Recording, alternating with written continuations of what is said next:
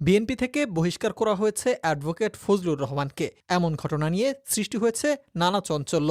এমনকি ফজলুর রহমানের বাড়ির সামনে দেখা গিয়েছে একদল ছাত্র জনতাকে, যারা নানা রকম স্লোগান দিচ্ছেন, বিচারের দাবি করছেন ফজলুর রহমানের বিরুদ্ধে। এসব প্রসঙ্গে গণমাধ্যমের সামনে কথা বলেছেন ফজলুর রহমান। সবাইকে পরিষ্কার করে জানান, মুক্তিযুদ্ধের ব্যাপারে কোনো কম্প্রোমাইজ করবেন না তিনি।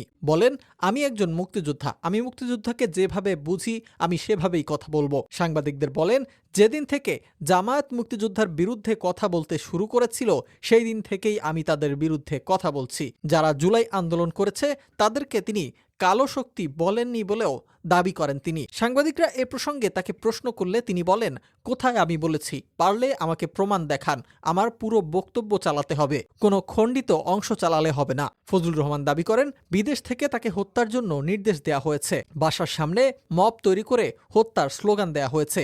একজন মুক্তিযোদ্ধা ও আইনজীবী হিসেবে তার দেশে পূর্ণ মর্যাদায় বেঁচে থাকার অধিকার রয়েছে বলেও তিনি উল্লেখ করেন। ফজলুর রহমান বলেন, দুজন ইউটিউবার আমাকে হত্যা করতে বলেছে, আর জামায়াতের লোকেরা বলেছে ফজলুর রহমানকে গলা কেটে হত্যা করতে হবে।